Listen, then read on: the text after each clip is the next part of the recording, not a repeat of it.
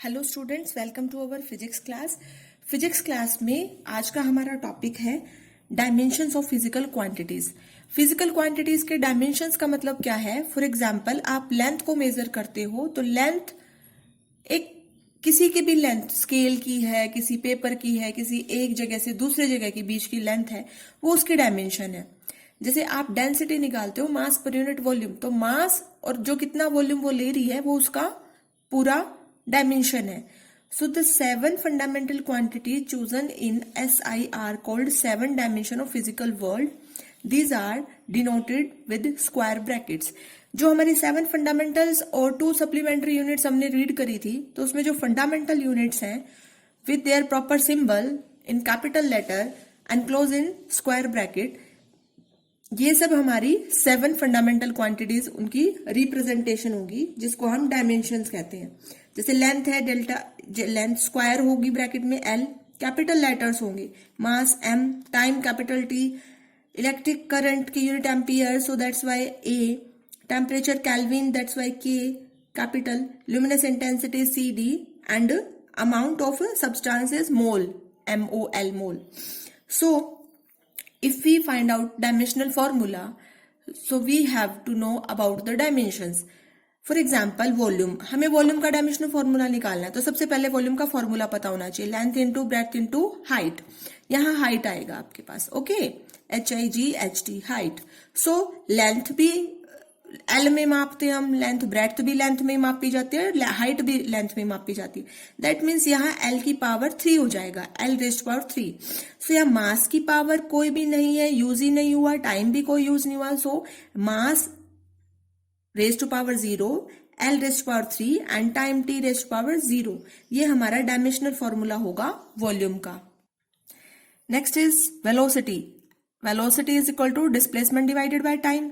Displacement is represented in length L or time is T. So here mass unit is 0. So velocity is m0 L1 T minus 1. T यहाँ divide में है, ऊपर जाएगा तो raised power -1 हो जाएगा। So it is the dimensional formula of velocity. Acceleration, change in velocity divided by time taken. As you know, dimensional formula of velocity m0 L1 T minus 1 and time is divided by T. So dimensional formula of acceleration is m0 L1 T minus 2. ये -1 ऊपर था, यहाँ T है, ये ऊपर जाके minus हो जाएगा, तो T minus 1 T minus 1, जब बेस सेम है तो पावर ऐड हो जाती है, तो यहाँ T रेज़्ड पावर -2 आ जाएगा। Next is force. Force is equal to mass into acceleration. तो मास का डायमेंशनल फॉर्मूला M, एक्सेलरेशन का डायमेंशनल फॉर्मूला अभी हमने कैलकुलेट किया m0 L1 T minus 2। So force का डायमेंशनल फॉर्मूला हो जाएगा m1 L2 T minus 2। सो इस तरह से हमें डायमेंशनल फॉर्मूला कैलकुलेट करना है। सो आपकी बुक्स में डायमेंशनल एनालिसिस वाले चैप्टर में आपको डायमेंशनल फॉर्मूला मिलेंगे। स्टार्टिंग के 20 डायमेंशनल फॉर्मूलाज आपको लर्न करने हैं, ओके, और उनको डिराइव भी करना है लाइक दिस। और जो NCERT की बुक है बेटा, उसमें लास्ट के पेजेस में आपको डायमेंशनल फॉर्मूलाज दे रखे हैं, आपके चैप्टर के बीच में नहीं है, बाकी बुक्स के तो बीच में मिल जाएगा, लेकिन NCERT के पीछे है। सो आप वहां से 20 स्टार्टिंग के फॉर्मूलाज कर लीजिएगा। Now next topic is 4 type of quantities. आपके पास 4 टाइप की क्वांटिटीज हैं, उनको 1 बाय 1 डिफाइन करेंगे और उनके एग्जाम्पल्स लेंगे। Number 1, dimensional constant. These are the quantities whose values are constant and they possess dimensions. जो भी आपके पास क्वांटिटीज होंगी वो कांस्टेंट वैल्यू होंगी, लेकिन उनकी डायमेंशंस तो होंगी। जैसे आप स्पीड ऑफ लाइट पढ़ते हो, C से रिप्रेजेंट करते हो 9.8 मीटर पर सेकेंड स्क्वायर, तो मीटर पर सेकेंड स्क्वायर क्या है? उनके डायमेंशंस है, लेकिन उसकी जो वैल्यू है, मैथमेटिकल वैल्यू हमेशा कांस्टेंट रहती है, which is 9.8। So these are dimensional constant. जैसे यूनिवर्सल ग्रेविटेशनल कांस्टेंट है कैपिटल G, ठीक है, 6.67 इंटू 10⁻11 है, लेकिन उसकी जो भी वैल्यू है वो कांस्टेंट रहेगी, साथ में उसकी क्या लगेगी? यूनिट लगेगी। Next is dimensional variable. These are the quantities whose values are variable and they possess dimensions.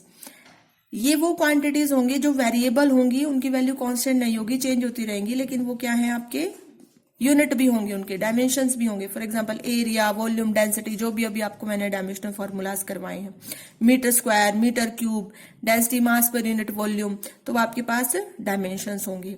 Next is dimensionless constant.